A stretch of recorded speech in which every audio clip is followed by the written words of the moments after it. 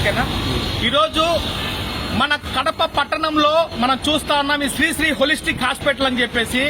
ఠాగూర్ సినిమాలో ఏ విధంగా అయితే ప్రజలను, రోగులను ఏ విధంగా అయితే దోచుకుంటారో, ఏ విధంగా అయితే ప్రాణాల మీద, చావు మీద చిల్లర ఏరుకుంటారో, ఆ విధంగా ఈరోజు శ్రీశ్రీ హోలిస్టిక్ అనేటువంటి ఈ యొక్క హాస్పిటల్లో ఇంత దోపిడీ పర్వం జరుగుతా ఉంది.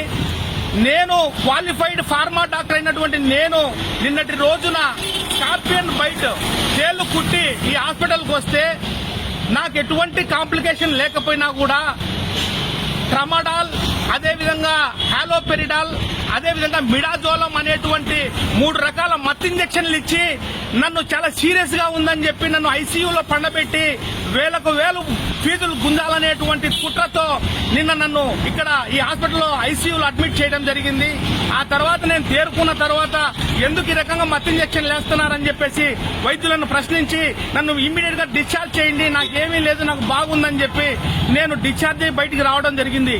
ఇంత అతి దారుణంగా మత్తు మందు ఇంజక్షన్లు ఇచ్చి, మత్తు ఇంజక్షన్లు ఇచ్చి ఐసీయూలో పండబెట్టి రోజుల తరబడి హాస్పిటలైజేషన్ చేసి పేషెంట్లకు వాళ్ళ యొక్క డబ్బులను గుంజుకొని, ఆస్తులు అమ్ముకొని ఈ రోజు ఈ హాస్పిటల్లో పడి చివరికి ప్రాణాలు పోయి శవాలను ఎత్తుకుపోయే విధంగా ఈ రకంగా ఈ రోజు ఠాగూర్ సినిమాలో మాదిరిగా శవాల మీద చిల్లర ఏరుకునేటువంటి పరిస్థితుల్లో ఈ రోజు శ్రీశ్రీ హోలిస్టిక్ హాస్పిటల్ ఉందని చెప్పి నేను తెలియజేస్తా ఉన్నా.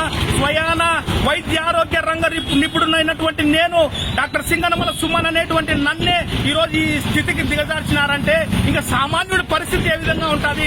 ఒకసారి కడప జిల్లా ప్రజలు, కడప జిల్లా కలెక్టర్, కడప జిల్లా డిఎంహెచ్ఓ గారు ఒకసారి కళ్ళు తెరిచి చూడండి అయ్యా, ఇక్కడ ఏం జరుగుతుందో. ఇక్కడ ఎవరు క్వాలిఫైడ్ వైద్యులు ఎవరు లేరు, క్వాలిఫైడ్ నర్సులు లేరు.